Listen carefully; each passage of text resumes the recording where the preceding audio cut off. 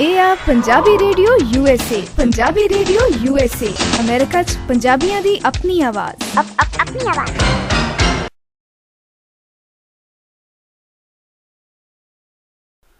ਸੁਖਮਿੰਦਰ ਧੰਜਲ ਪੰਜਾਬੀ ਸਿਨੇਮੇ ਦੇ ਉਹ ਗਿਣੇ ਚੁਣੇ ਫਿਲਮ ਨਿਰਦੇਸ਼ਕਾਂ ਵਿੱਚੋਂ ਨੇ ਜਿਨ੍ਹਾਂ ਦੀ ਕਿਸੇ ਫਿਲਮ ਨੂੰ ਨੈਸ਼ਨਲ ਅਵਾਰਡ ਹਾਸਲ ਹੋਇਆ ਹੈ। ਬਾਲੀਵੁੱਡ ਵਿੱਚ ਲੇਖਕ ਤੇ ਡਾਇਰੈਕਟਰ ਵਜੋਂ ਪਿਛਲੇ 20 ਸਾਲ ਤੋਂ ਸਰਗਰਮ ਸੁਖਮਿੰਦਰ ਧੰਜਲ ਨੇ 4 ਪੰਜਾਬੀ ਫਿਲਮਾਂ ਬਣਾਈਆਂ ਨੇ। ਸਾਲ 2007 ਵਿੱਚ ਧੰਜਲ ਵੱਲੋਂ ਨਿਰਦੇਸ਼ਿਤ ਕੀਤੀ ਫਿਲਮ ਬਾਗੀ ਨੂੰ ਖੇਤਰੀ ਭਾਸ਼ਾ ਦੀ ਬਿਹਤਰੀਨ ਫਿਲਮ ਵਜੋਂ ਨੈਸ਼ਨਲ ਅਵਾਰਡ ਮਿਲਿਆ। ਸੁਖਮਿੰਦਰ ਧੰਜਲ ਹੁਣ ਨਵੀਂ ਫਿਲਮ ਕਬੱਡੀ ਵੰਸ ਅਗੇਨ ਲੈ ਕੇ ਆਏ ਨੇ। ਪੰਜਾਬੀ ਰੇਡੀਓ USA ਦੇ ਪ੍ਰੋਗਰਾਮ ਇੱਕ ਖਾਸ ਮੁਲਾਕਾਤ ਵਿੱਚ ਮੈਂ ਗੌਤਮ ਰਿਸ਼ੀ ਤੁਹਾਡੇ ਰੂਬਰੂ ਕਰਨ ਜਾ ਰਿਹਾ ਹਾਂ ਸੁਖਮਿੰਦਰ ਧੰਜਲ ਜੀ ਨੂੰ। ਧੰਜਲ ਜੀ, ਤੁਹਾਡਾ ਪੰਜਾਬੀ ਰੇਡੀਓ USA ਤੇ ਸਵਾਗਤ ਹੈ। ਸਤਿ ਸ਼੍ਰੀ ਅਕਾਲ ਜੀ। US ਵਾਲੇ ਸਾਰੇ ਪੰਜਾਬੀਆਂ ਨੂੰ ਮੇਰੇ ਵੱਲੋਂ ਬਹੁਤ ਬਹੁਤ ਨਿੱਘੀ ਸਤਿ ਸ਼੍ਰੀ ਅਕਾਲ।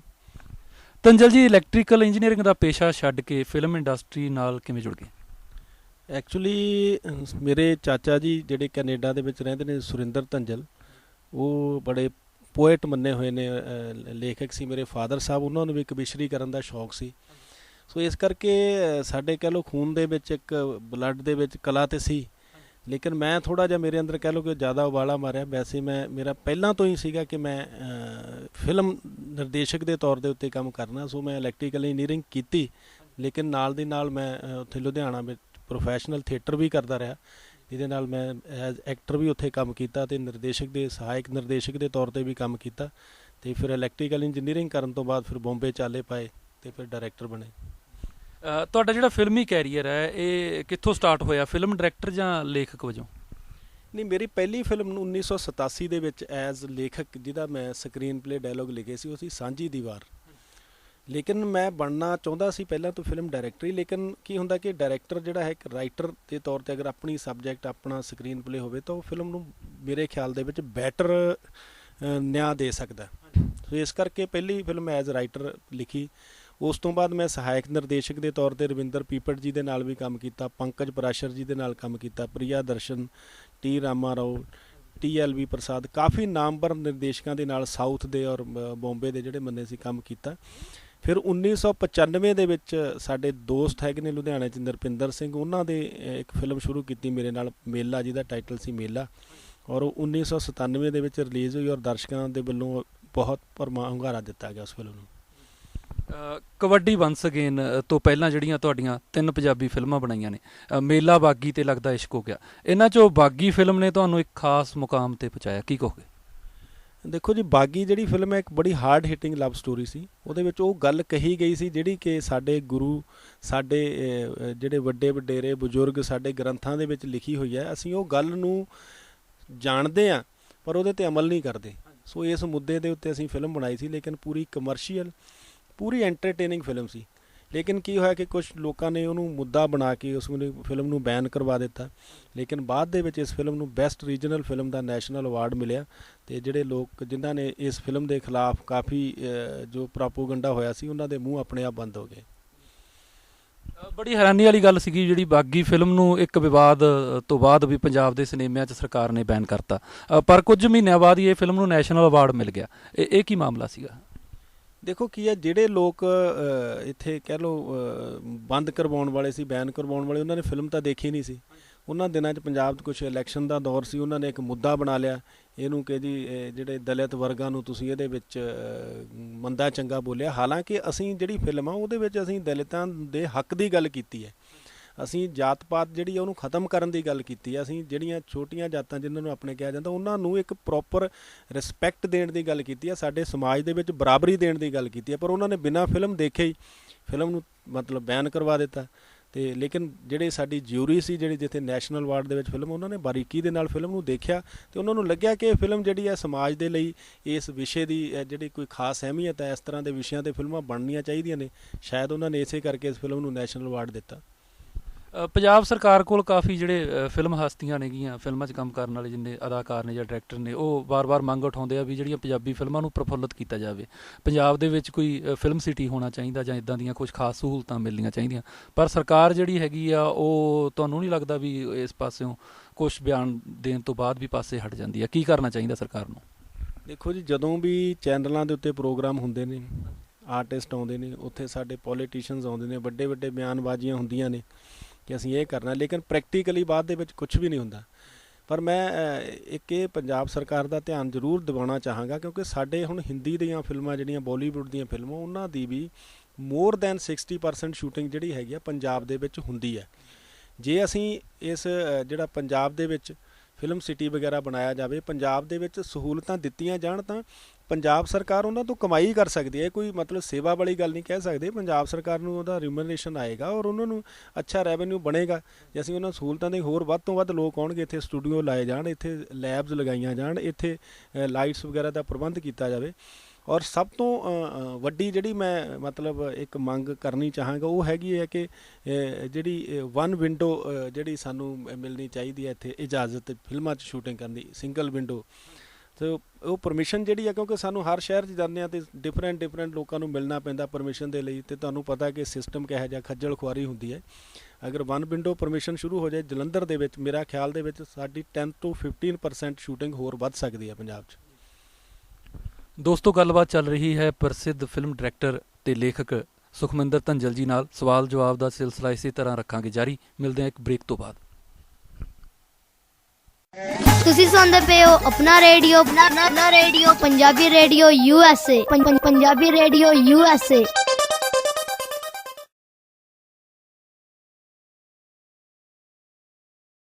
ਸੁਖਮਿੰਦਰ ਧੰਜਲ ਜੀ, ਤੁਹਾਡੀ ਜਿਹੜੀ ਨਵੀਂ ਫਿਲਮ ਰਿਲੀਜ਼ ਹੋਈ ਹੈ ਕਬੱਡੀ ਵੰਸ ਅਗੇਨ, ਇਹ ਫਿਲਮ ਦੀ ਕੀ ਸਟੋਰੀ ਹੈ, ਕਿਹੜੇ ਕਲਾਕਾਰ ਨੇ, ਇਹਦੇ ਬਾਰੇ ਕੋਈ ਸਾਡੇ ਸਰੋਤਿਆਂ ਨੂੰ ਜਾਣਕਾਰੀ ਦਿਓ। ਕਬੱਡੀ ਵੰਸ ਅਗੇਨ ਜਿਹੜੀ ਫਿਲਮ ਹੈ, ਜਿਸ ਤਰ੍ਹਾਂ ਨਾਮ ਤੋਂ ਹੀ ਜ਼ਾਹਿਰ ਹੈ ਕਿ ਕਬੱਡੀ ਸਪੋਰਟਸ ਦੇ ਉੱਤੇ ਸਾਡੀ ਮਾਂ ਖੇਡ ਕਬੱਡੀ 'ਤੇ ਆਧਾਰਿਤ ਫਿਲਮ ਹੈ। ਔਰ ਇਸ ਫਿਲਮ ਦੀ ਜਿਹੜੀ ਕਹਾਣੀ ਹੈ ਉਹ ਇਸ ਤਰ੍ਹਾਂ ਕਿ ਜਿਹੜੀ ਸਾਡੀ ਕਬੱਡੀ ਖੇਡ ਹੈ ਹੁਣ ਅੱਜ ਕੱਲ੍ਹ ਇੰਟਰਨੈਸ਼ਨਲ ਲੈਵਲ ਦੀ ਹੋ ਗਈ ਹੈ। ਜਦੋਂ ਕਬੱਡੀ ਪਾਪੂਲਰ ਹੋ ਰਹੀ ਹੈ ਅਤੇ ਨਾਲ ਦੀ ਨਾਲ ਕਬੱਡੀ ਦੇ ਵਿੱਚ ਕਾਫੀ ਕੁਰੀਤੀਆਂ, ਜਿਹੜੇ ਕਬੱਡੀ ਦੇ ਵਪਾਰੀ ਨੇ, ਜਿਹੜੇ ਕਬੱਡੀ ਨੂੰ ਮਿਸਯੂਜ਼ ਕਰਦੇ ਨੇ, ਮੈਚ ਫਿਕਸਿੰਗ, ਡਰੱਗਸ ਜਾਂ ਕਬੂਤਰਬਾਜੀ, ਇਸ ਤਰ੍ਹਾਂ ਦੀਆਂ ਜਿਹੜੀਆਂ ਬੁਰਾਈਆਂ ਵੀ ਵਿੱਚ ਇਹਦੇ 'ਚ ਪਨਪ ਰਹੀਆਂ ਨੇ।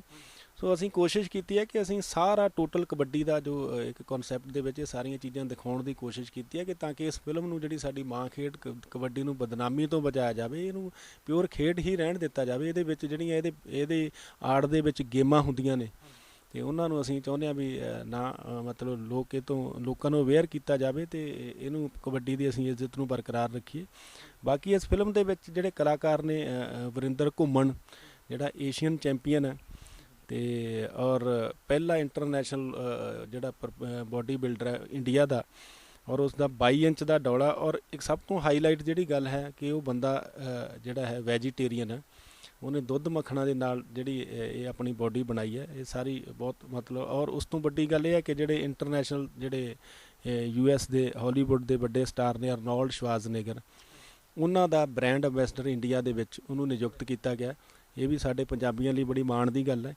ਸੋ ਵਰਿੰਦਰ ਘੁੰਮਣ ਦੇ ਨਾਲ ਹੀਰੋਇਨ ਹੈ ਸੁਦੀਪਾ ਸਿੰਘ, ਅਤੇ ਨਾਲ ਅਨੀਤਾ ਸਬਦੀਸ਼, ਅਮਰ ਨੂਰੀ, ਅਤੇ ਰਾਣਾ ਰਣਬੀਰ, ਰਾਣਾ ਜੰਗ ਬਹਾਦਰ, ਜਸਵਿੰਦਰ ਭੱਲਾ, ਬੀਨੂ ਢਿੱਲੋਂ, ਸਰਦਾਰ ਸੋਹੀ, ਯਾਦ ਗਰੇਵਾਲ ਅਤੇ ਹੋਰ ਪੰਜਾਬ ਦੇ ਕਾਫੀ ਜਿਹੜੇ ਮੰਨੇ ਪ੍ਰਮੰਨੇ ਕਲਾਕਾਰ ਇਸ ਫਿਲਮ ਦੇ ਵਿੱਚ ਕੰਮ ਕਰ ਰਹੇ ਨੇ। ਅਸੀਂ ਸੁਣਿਆ ਵੀ ਵਰਿੰਦਰ ਘੁੰਮਣ ਨੂੰ ਲੈਣ ਤੋਂ ਪਹਿਲਾਂ ਤੁਸੀਂ ਕਿਸੇ ਹੋਰ ਜਿਹੜਾ ਹੀਰੋ ਨੂੰ ਲੈ ਰਹੇ ਸੀਗੇ, ਫਿਰ ਇਹ ਤਬਦੀਲੀ ਕਿਉਂ ਹੋਈ ਸੀ? ਨਹੀਂ, ਇਸ ਤਰ੍ਹਾਂ ਦੀ ਕੋਈ ਗੱਲ ਨਹੀਂ ਹੈ ਕਿ ਸਾਡੇ ਵੱਲੋਂ ਕੋਈ ਫਾਰਮਲ ਇਹੋ ਜਿਹੀ ਅਨਾਊਂਸਮੈਂਟ ਨਹੀਂ ਹੋਈ ਸੀ ਕਿ ਅਸੀਂ ਇਸ ਫਿਲਮ ਦੇ ਵਿੱਚ ਕਿਸੇ ਹੀਰੋ ਨੂੰ ਹੋਰ ਨੂੰ ਲੈ ਰਹੇ ਹਾਂ। ਪਰ ਥੋੜ੍ਹਾ ਜਿਹਾ ਲੋਕਾਂ ਨੇ ਉਹਨੂੰ ਕੀ ਹੁੰਦਾ ਕਿ ਮੀਡੀਆ ਨੇ ਇੱਕ ਆਪਣੇ ਆਪ ਹੀ ਹਾਈਪ ਦੇ ਕੇ ਬਣਾਤਾ। ਅਸੀਂ ਉਸ ਵੇਲੇ ਤੱਕ ਜਦੋਂ ਅਸੀਂ ਅਨਾਊਂਸਮੈਂਟ ਕੀਤੀ ਹੈ, ਹੀਰੋ ਦੀ ਕਦੇ ਅਨਾਊਂਸਮੈਂਟ ਨਹੀਂ ਕੀਤੀ ਸੀ, ਲੇਕਿਨ ਅਸੀਂ ਥੋੜ੍ਹਾ ਜਿਹਾ ਇਸ ਗੱਲ ਨੂੰ ਗੁਪਤ ਜ਼ਰੂਰ ਰੱਖਣਾ ਚਾਹੁੰਦੇ ਸੀ। ਬਿਕੋਜ਼ ਕੀ ਹੁੰਦਾ ਕਿ ਜਦੋਂ ਐਡਾ ਵੱਡੀ ਜਿਹੜੀ ਪਰਸਨੈਲਿਟੀ ਜਿਹਨੂੰ ਅਸੀਂ ਇੰਟਰੋਡਿਊਸ ਕਰ ਰਹੇ ਸੀ, ਅਸੀਂ ਚਾਹੁੰਦੇ ਸੀ ਉਹ ਕਾਫੀ ਦੇਰ, ਕਿਉਂਕਿ ਮੀਡੀਆ ਬੜੀਆਂ ਗੱਲਾਂ ਨੂੰ ਕੱਢ ਲੈਂਦਾ, ਕਿ ਇਸ ਕਰਕੇ ਮੀਡੀਆ ਦਾ ਧਿਆਨ ਡਾਈਵਰਟ ਕਰਨ ਵਾਸਤੇ ਅਸੀਂ ਥੋੜ੍ਹਾ ਜਿਹਾ ਇਹ ਡਰਾਮਾ ਕੀਤਾ ਸੀ, ਤਾਂ ਕਿ ਜਦੋਂ ਫਿਰ ਇਹ ਮੁੱਠੀ ਖੁੱਲ੍ਹੇ ਤਾਂ ਲੋਕਾਂ ਨੂੰ ਇੱਕ ਸਰਪ੍ਰਾਈਜ਼ ਮਿਲੇ ਕਿ ਯਾਰ ਇਸ ਤਰ੍ਹਾਂ ਦੀ ਪਰਸਨੈਲਿਟੀ, ਇਸ ਤਰ੍ਹਾਂ ਦੀ ਜਿਹੜੀ ਬੋਡੀ ਵਾਲਾ ਬੰਦਾ ਫਿਲਮ ਦੇ ਵਿੱਚ ਹੀਰੋ ਆ ਰਿਹਾ। ਵਰਿੰਦਰ ਘੁੰਮਣ ਬੋਡੀ ਬਿਲਡਰ ਹੈ, ਪਰ ਤੁਸੀਂ ਕਬੱਡੀ ਪਲੇਅਰ ਨੂੰ ਲੈਣ ਦੀ ਜਗ੍ਹਾ ਉਹਦੀ ਚੋਣ ਕਿਉਂ ਕੀਤੀ? ਦੇਖੋ, ਐਸੀ ਗੱਲ ਹੈ ਕਿ ਵਰਿੰਦਰ ਘੁੰਮਣ ਜਿਹੜਾ ਹੈ ਨਾ, ਕਿ ਉਹਦੀ ਪਰਸਨੈਲਿਟੀ ਬਹੁਤ ਅੱਛੀ ਹੈ, ਦੇਖਣ ਨੂੰ ਖੂਬਸੂਰਤ ਹੈ, ਚਿਹਰਾ ਜਿਹੜਾ ਉਹਦੀ ਸਮਾਈਲ ਬਹੁਤ ਅੱਛੀ ਹੈ, ਅਤੇ ਬਾਕੀ ਉਹਦੀ ਮਸਕੂਲਰ ਬੋਡੀ ਹੈ। ਐਸਾ ਨਹੀਂ ਕਿ ਵੀ ਕਬੱਡੀ ਦਾ ਪਲੇਅਰ ਹੀ ਕਬੱਡੀ ਖੇਡ ਸਕਦਾ।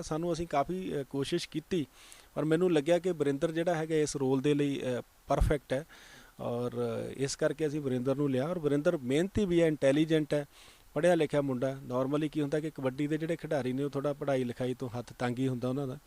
ਸੋ ਇਸ ਕਰਕੇ ਇਹਨੇ ਬੜੀ ਮਿਹਨਤ ਵੀ ਕੀਤੀ ਹੈ। ਸਿਰਫ ਪਲੇਅਰ ਹੀ ਨਹੀਂ, ਉਹਨੇ 6 ਮਹੀਨੇ ਸਾਡੇ ਕੋਲ ਬੰਬੇ ਦੇ ਵਿੱਚ ਰਹਿ ਕੇ ਸੋਹੀ ਸਾਹਿਬ ਦੇ ਨਾਲ ਬੜੀ ਟ੍ਰੇਨਿੰਗ ਕੀਤੀ, ਡਾਇਲੌਗਸ ਦੀ ਟ੍ਰੇਨਿੰਗ ਕੀਤੀ, ਐਕਟਿੰਗ ਦੀ ਟ੍ਰੇਨਿੰਗ ਕੀਤੀ, ਡਾਂਸ ਦੀ, ਐਕਸ਼ਨ ਦੀ, ਕੰਪਲੀਟ ਮਤਲਬ ਹੀਰੋ ਬਣ ਕੇ ਉਹ ਉਹਨੇ ਫਿਲਮ ਦੇ ਵਿੱਚ ਆਇਆ। ਔਰ ਲੋਕਾਂ ਨੂੰ ਮੈਨੂੰ ਲੱਗਦਾ ਕਿ ਲੋਕ ਉਹਨੂੰ ਭਰਪੂਰ ਪਸੰਦ ਕਰਨਗੇ। ਇਸ ਫਿਲਮ ਦੇ ਵਿੱਚ ਜਦੋਂ ਜਾਣਗੇ ਤਾਂ ਉਹਨਾਂ ਨੂੰ ਨਿਰਾਸ਼ਾ ਨਹੀਂ ਹੋਏਗੀ ਕਿ ਯਾਰ ਸਿਰਫ ਬੋਡੀ ਦੇਖਣ ਨੂੰ ਮਿਲ ਰਹੀ ਹੈ, ਨਾਲ ਐਕਟਿੰਗ ਦਾ ਵੀ ਬਹੁਤ ਮਜ਼ਾ ਆਏਗਾ। ਕੈਨੇਡਾ ਸਰਕਾਰ ਨੇ ਹੁਣੇ ਕੁਝ ਦੇਰ ਪਹਿਲਾਂ ਜਿਹੜਾ ਫੈਸਲਾ ਕੀਤਾ ਵੀ ਕਬੂਤਰਬਾਜੀ ਦੇ ਜਿੰਨੇ ਕਿੱਸੇ ਹੈਗੇ ਉਹਨਾਂ ਤੋਂ ਦੁਖੀ ਹੋ ਕੇ ਉਹਨਾਂ ਨੇ ਬੜਾ ਸ਼ਿਕੰਜਾ ਕੱਸਤਾ ਕਬੱਡੀ ਤੇ। ਕਲੱਬਾਂ ਦੀ ਜਿਹੜੀ ਐਂਟਰੀ ਹੈ ਉਹ ਹੁਣ ਛੇਤੀ ਕਿਤੇ ਸੌਖੀ ਨਹੀਂ ਹੋਣੀ ਕੈਨੇਡਾ ਦੇ ਵਿੱਚ। ਤੇ ਇਹ ਜਿਹੜਾ ਮਾਮਲਾ ਹੈਗਾ ਕਬੂਤਰਬਾਜੀ ਦਾ ਖਾਸ ਤੌਰ ਤੇ, ਇਸ ਮੁੱਦੇ ਨੂੰ ਫਿਲਮ ਦੇ ਵਿੱਚ ਕਿਸ ਹੱਦ ਤੱਕ ਤੁਸੀਂ ਲੈ ਕੇ ਗਏ ਹੋ? ਦੇਖੋ, ਇਹ ਮੁੱਦਾ ਇੱਕ ਅਹਿਮ ਮੁੱਦਾ ਫਿਲਮ ਦੇ ਵਿੱਚ, ਤੇ ਐਸਾ ਨਹੀਂ ਹੈ ਕਿ ਅਸੀਂ ਇਹਦੇ ਬਾਰੇ ਕਾਫੀ ਗੱਲ ਕੀਤੀ ਹੈ। ਔਰ ਸਾਡਾ ਇਹ ਨਹੀਂ ਕਿ ਕਬੱਡੀ ਜਿਹੜੀ ਸਾਡੀ ਮਾਂ ਖੇਡ ਹੈ ਇਹ ਬਦਨਾਮ ਹੋ ਰਹੀ ਹੈ। ਜਦੋਂ ਨਕਲੀ ਖਿਡਾਰੀ ਉੱਥੇ ਜਾ ਕੇ ਖੇਡਦੇ ਨੇ, ਅੱਛੀ ਤਰ੍ਹਾਂ ਖੇਡ ਨਹੀਂ ਪਾਉਂਦੇ, ਫਿਰ ਹਾਰ ਜਾਂਦੇ ਨੇ। ਇੱਕ ਬਹੁਤ ਅਹਿਮ ਮੁੱਦਾ ਹੈਗਾ ਸਾਡੀ ਫਿਲਮ ਦੇ ਵਿੱਚ ਕਬੂਤਰਬਾਜੀ, ਲੇਕਿਨ ਉਹਦੇ ਨਾਲ ਡਰੱਗਸ, ਤੇ ਇਹਦੇ 'ਤੇ ਵੀ ਅਸੀਂ ਚਾਨਣ ਪਾਇਆ ਕਿ ਜਿਹੜਾ ਫਿਲਮ ਜਿਹੜੀ ਅਸੀਂ ਡਰੱਗਸ ਲੈ ਕੇ ਖਿਡਾਰੀ ਖੇਡਦੇ ਨੇ, ਫਿਰ ਮੈਚ ਫਿਕਸਿੰਗ ਹੈ, ਇਹ ਸਾਰੀਆਂ ਚੀਜ਼ਾਂ ਜਿਹੜੀਆਂ ਹੈਗੀਆਂ। ਲੇਕਿਨ ਕਬੂਤਰਬਾਜੀ ਤਾਂ ਬਹੁਤ ਵੱਡਾ ਮਸਲਾ ਹੈ। ਔਰ ਦੇਖੋ ਇਸ ਹੱਦ ਤੱਕ ਪਹੁੰਚ ਗਿਆ ਮਸਲਾ ਕਿ ਸਰਕਾਰਾਂ ਨੂੰ ਜਿਹੜੇ ਸਾਡੇ ਖਿਡਾਰੀ ਬੈਨ ਕਰਨੇ ਪੈ ਗਏ। ਪਰ ਇਹਨਾਂ ਨਾਲ ਕੀ ਹੁੰਦਾ ਕਿ ਜਦੋਂ ਕੁਝ ਗਲਤ ਆਨਸਰ ਘੁਸ ਜਾਂਦੇ ਨੇ ਤਾਂ ਇਹ ਜਿਹੜੇ ਅਸਲੀ ਖਿਡਾਰੀ ਹੁੰਦੇ ਨੇ ਜਿਨ੍ਹਾਂ ਨੂੰ ਫਿਰ ਉਹਨਾਂ ਲਈ ਪ੍ਰੋਬਲਮ ਖੜੀ ਹੋ ਜਾਂਦੀ ਹੈ। Kabaddi once again sports oriented film ਹੈ। ਕੀ ਲੱਗਦਾ ਤੁਹਾਨੂੰ ਜਿਹੜੀ ਪੰਜਾਬ ਦੀ ਯੂਥ ਨੂੰ ਇਹ ਸਹੀ ਸੇਧ ਦੇ ਪਾਏਗੀ ਜਾਂ ਉਹ ਲੈ ਪਾਉਣਗੇ ਇਸ ਤੋਂ ਸੇਧ ਜਾਂ ਨਹੀਂ? ਦੇਖੋ ਜੀ, ਸਾਡਾ ਕੰਮ ਹੈ ਕੋਸ਼ਿਸ਼ ਕਰਨਾ। ਔਰ ਮੈਨੂੰ ਲੱਗਦਾ ਕਿ ਜੇ ਸਾਡੀ ਫਿਲਮ ਨੂੰ ਦੇਖ ਕੇ ਕੁਛ % ਨੌਜਵਾਨ ਵੀ ਇਹ ਸੋਚਣਗੇ ਵੀ ਅਸੀਂ ਯਾਰ ਵਰਿੰਦਰ ਵਰਗੀ ਬੋਡੀ ਬਣਾਈਏ, ਅਸੀਂ ਵੀ 22 ਇੰਚ ਦਾ ਡੋਲਾ ਬਣਾਈਏ, ਥੋੜ੍ਹਾ ਜਿਹਾ ਨਸ਼ਿਆਂ ਤੋਂ ਦੂਰ ਹੋਣਗੇ। ਇੱਕ ਪ੍ਰੇਰਨਾ ਹੈਗੀ ਹੈ ਕਿ ਯਾਰ ਲੋਕਾਂ ਦਾ ਦਿਲ ਕਰੇ, ਕਿਉਂਕਿ ਜਿਹੜੀ ਪਰਦਾ, ਫਿਲਮੀ ਪਰਦਾ, ਇਹ ਬਹੁਤ ਅਸਰ ਕਰਦਾ ਸਾਡੀ ਯੂਥ ਦੇ ਉੱਤੇ। ਕਿਉਂਕਿ ਫਿਲਮਾਂ ਦੇ ਵਿੱਚ ਹੀ ਲੋਕ ਦੇਖ ਕੇ ਫਿਲਮਾਂ ਦੇ ਸਟਾਈਲਿਸ਼ ਕੱਪੜੇ ਪਾਏ ਹੁੰਦੇ ਨੇ ਤਾਂ ਉਹ ਹੀਰੋ ਦੇ ਕੱਪੜੇ ਦੇਖ ਕੇ ਉਹਨੂੰ ਕਾਪੀ ਕਰਦੇ ਨੇ। ਹੋਰ ਜਿਹੜੀਆਂ ਹੈਗੀਆਂ ਮਤਲਬ ਸਾਡੇ ਹੀਰੋ ਜੋ ਸਕਰੀਨ 'ਤੇ ਕਰਦੇ ਨੇ ਉਹਦੀ ਕਾਪੀ ਕਰਦੀ ਹੈ ਯੂਥ।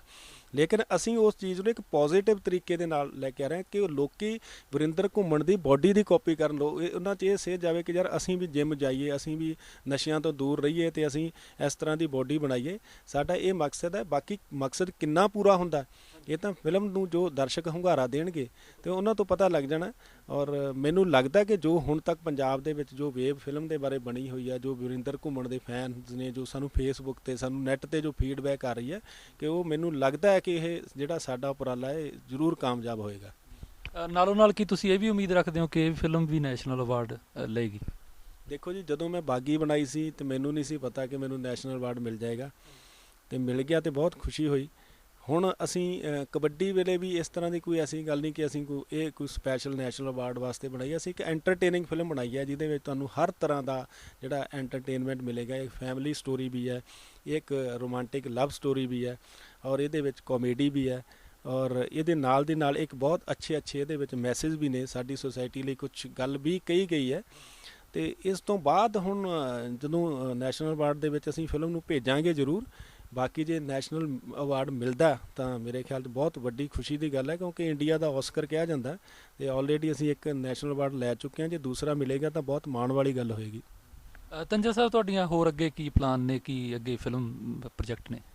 ਮੈਂ ਅੱਗੇ ਹੁਣ ਜਿਹੜਾ ਰੀਸੈਂਟਲੀ ਫਿਲਮ ਬਣਾ ਰਿਹਾ ਕਪਿਲ ਬੱਤਰਾ ਪ੍ਰੋਡਕਸ਼ਨਸ ਦੇ ਨਾਲ, ਰਾਜਨ ਬੱਤਰਾ ਐਂਡ ਕਪਿਲ ਬੱਤਰਾ ਪ੍ਰੋਡਿਊਸ ਕਰ ਰਹੇ ਨੇ, ਫਤਿਹ ਦਾ ਵਿਕਟਰੀ।